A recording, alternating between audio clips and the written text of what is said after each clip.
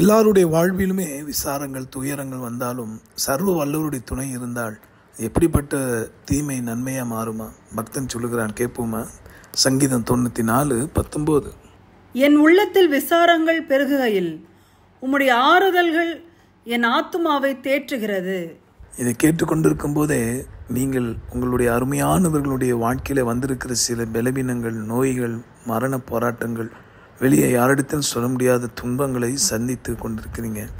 ஏன் சகித்து கூட கொண்டிருக்கிறீங்க பல ஆண்டுகளாய், மாதங்களாய். இப்பொழுது ஆண்டு சொல்கிற வார்த்தை, இந்த பக்தன் சொல்ல, என் உள்ளத்தில் விசாரங்கள் பெருகையிலே உங்களுடைய ஆறுதல் என்னை தேற்றுகிறது. அன்பானவர்களே, உங்கள் வாழ்க்கையில் ஈடு தர முடியாத ஒரு இழப்பு வந்திருப்பது உண்மைதான். ஆனால் ஆண்டவர் உயிரோடு தான் இருக்கிறார். நிச்சயமாய் இந்த பிரிவை குறித்து அல்லது இழப்பை குறித்து கலங்க வேண்டாம். கிறிஸ்துவுக்குள்ளாக இழந்தவர்கள் ஒருவரும் தரித்திரர் ஆவதில்லை. நித்திய ராஜ்யத்தில் மகிழ்ச்சியோடு கூட பங்கடையும் போது அவர் சொல்லுவார், பாரப்பா, என்னுடைய ஆறுதல் தான் உன்னை தேற்றிற்று. நீ எனக்காக இந்த பாதையெல்லாம் சகித்தாயே, எல்லாவற்றையும் இழந்தாய், உன்னை நான் மறப்பேனோ என்று சொல்லி மார்போடு அணைப்பார். பிரியமானவர்களே, சந்தோஷமாக இருங்க. தேவனுடைய ஆறுதல் இப்போ உங்களை மூடுவதாக. ஜெபிக்கலாமா? சர்வ வல்லவரே, என்னோட சேர்ந்து ஜெபிக்கிற ஒவ்வொருடைய வாழ்க்கையில் அவர்கள் உள்ளத்தை விசாரப்படுத்துகிற காரியங்கள் ஏராளம் அப்பா.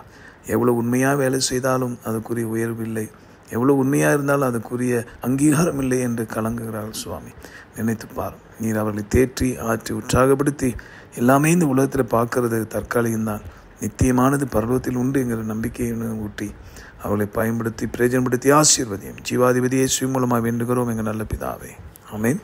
உங்களுக்காக திறப்பட ஜெபிக்கிற உங்கள் அன்பு சகோதரன் மணி ஐயர். God bless you.